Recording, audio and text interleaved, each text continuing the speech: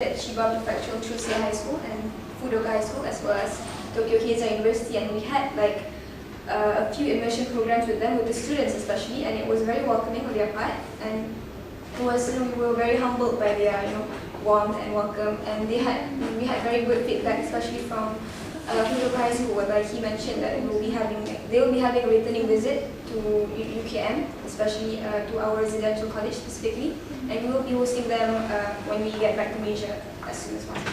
And for what we had during our first program in Japan is mostly, firstly, it's immersion program, whereby we mingle with the students there. Instead of just visiting and just having school tours, we had an immersion program with them. We visited schools and we met the first year students, second year students. We also we mingled with them in a session where we had cultural exchange, we had cultural performances on their side and also on our side. So we both had a chance to actually put on stage, just put out there and just show them a bit of our culture. So from that is how we actually promote and encourage international understanding amongst these students in a cross-cultural context. Even though our first program in Japan was actually quite, to some people it was a bit ambitious, it was questionable because they were very worried about the language barrier that came up.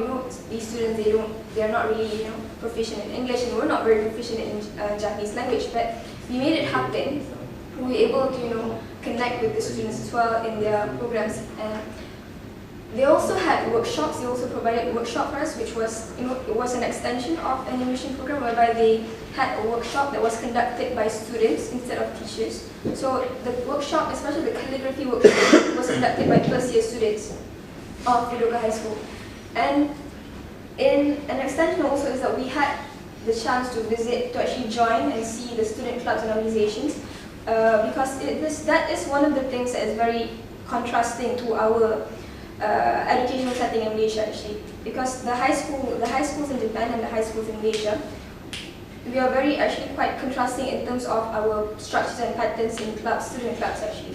So for their student clubs, they have a variety of student clubs which are run and led by students themselves, with very little help from the teachers actually. So it shows how the students are given full rights to express themselves, to express their individuality and actually explore their own passion and interests.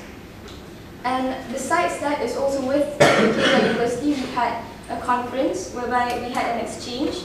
They presented their research and surveys, and also we presented on our college projects that we had, and also sharing a bit about our culture and who we are, and also performances, as I said. And I will just go through one by one. This is in summary our visit to Chiba Chusei High School. In the first picture is an official picture we took with the principal of the school.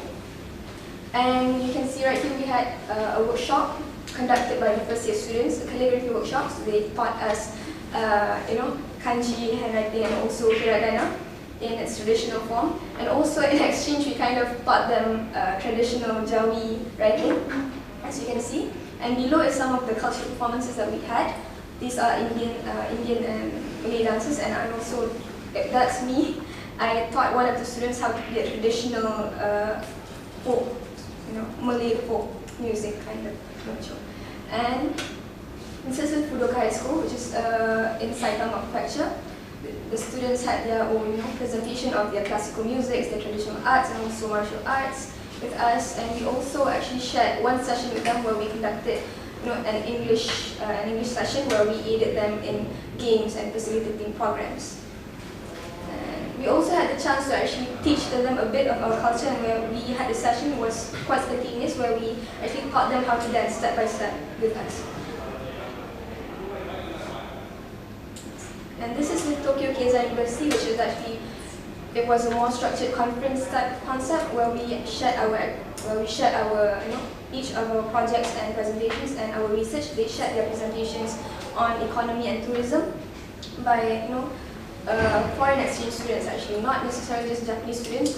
We had the chance to actually mingle with students from China, from Philippines, and also from Tokyo, from Japan, I mean. And this is also Tokyo Keizai. We had, those are the students from the foreign exchange department, and we also had the chance to actually go around the university for a tour. And so summarizing from our first program to Japan, this is our second, because Singapore is actually our second program. Because Oasis is with the vision that we have to actually establish and enhance the collegial mobility branding that we want. We see ourselves going further with more countries to go, and in that we want to constantly improve. So one of the foreseeable improvements is that we want to employ different concepts of student-led exchange programs, whereby we already had our first emphasize on institutional visits and school visits. And for Singapore, I can say with NTU as our first institutional visit, with our previous visits from Seri. For Singapore, specifically, we have an emphasis on industrial visits also. And we can see that perhaps in the years to come, in future projects, we might actually employ different concepts, because we do not want to stay stagnant with our mobility, with the concept of our mobility exchange actually.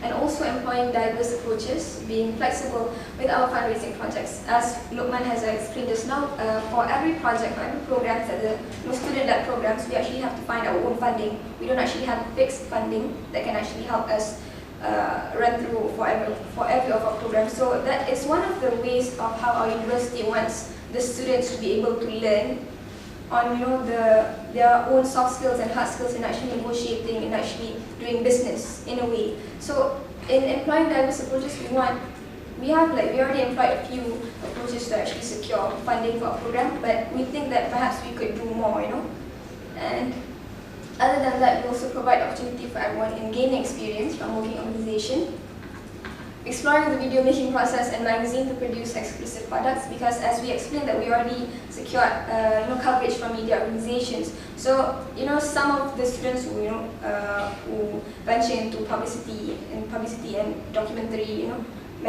documentary making process, we are always exploring how to make it even more attractive, to actually attract more media organizations to actually make us have our branding reach out to the masses. And also provide diverse contents of the immersion program, reaching out to various levels of society. For example, in our first program, we reached out to the high school students and also university students and professors. And here we reach out to institutions, Seri, reach out to NGOs as well in our future visits. And also that is how in providing diverse contents, we also want to try to be more flexible with the contents of our program. Perhaps in the future we could do humanitarian missions, or we could do homestay programs, or actually do volunteerism, or we immerse even more inside the society.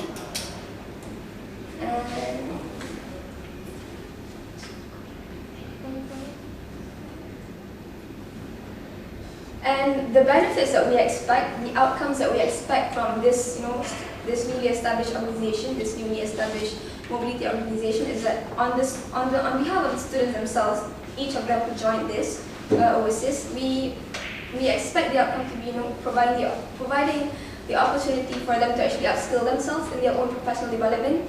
As as Luqman explained, that we all start from scratch with very little experience in how to work in an organization, how to negotiate with our clients. So in expanding their own networking skills, and also actually trying to instill that intrinsic motivation in themselves to actually broaden their own social horizons. Some of them may actually have difficulties in actually communicating with people. They might be shy, but through this program, this is how we actually force them, we encourage them to actually push themselves out of their own comfort zones. And also, again, provide the opportunity to gain and expand international understanding and cultural tolerance through practical immersion, through programs, as we said. And for benefits in terms of institution, either for our own institution and also the institutions that we collaborate with, we hope that to establish networking and partnerships across countries, as well as enhancing the image of the institution themselves, as producing quality youth products in providing support for student initiatives.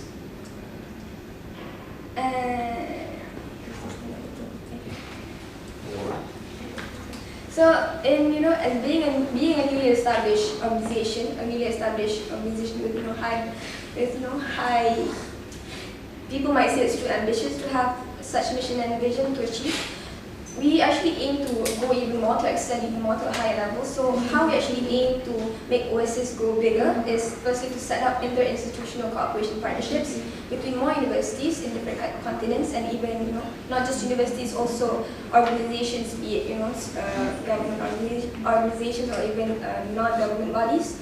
and also to collaborate with a special focus on issues in the global context. Thirdly, to encourage response to the main international challenges addressed to the well-being of the next generation.